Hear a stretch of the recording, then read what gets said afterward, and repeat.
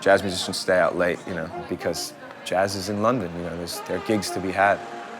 Ronnie Scott's has a jam session every night, 7 nights in a week. The kernel of jazz music is the willingness of people to show vulnerability in risk-taking. Jazz, to me, is improvisation, human spontaneity coming through. As long as there are humans, as long as there are people, there's going to be risk, and there's going to be improvisation, there's going to be jazz.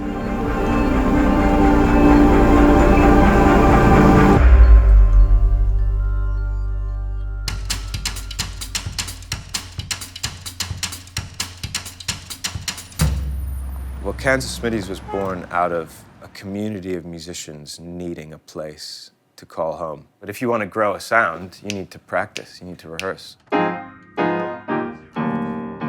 We're not an obvious proposition, and I think that is, the wonderful part of what we do. We stick in people's memory, I think, for that reason.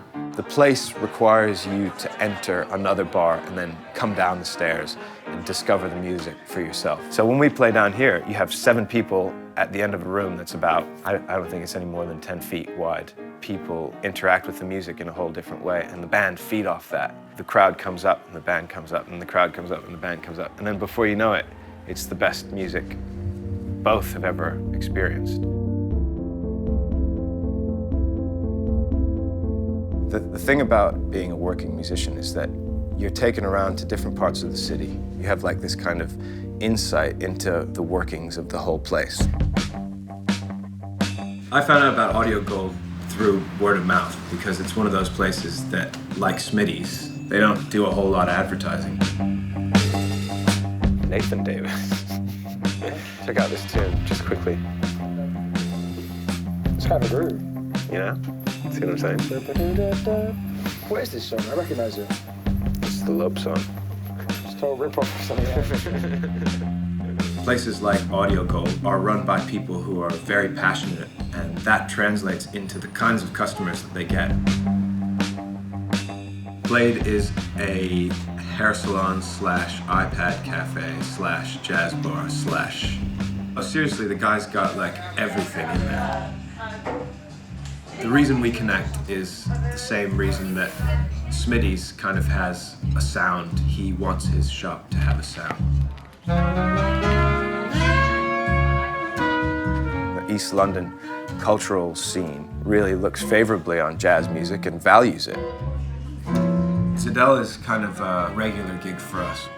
When we go to Zedell, it's a job, dressed for the occasion. The staff treat us amazingly well. We play differently in a place like Zedell than we do in Smitty's. And we play differently because that's what the context dictates.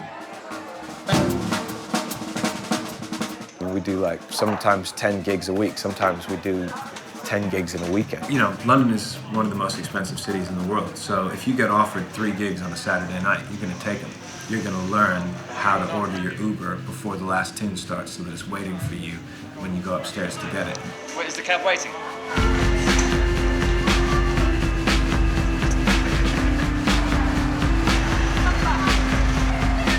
However many venues there are, the way that a band sounds best is in their own home.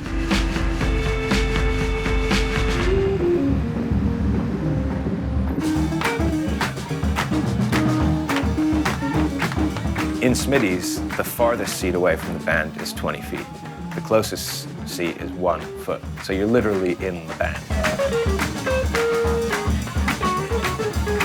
And there's something about, getting that vibration firsthand. That's what people want to hear, is they want to get as close as possible to the music.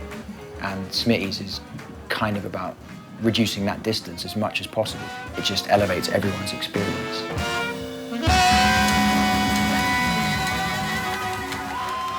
The great thing about London is that it just evolved.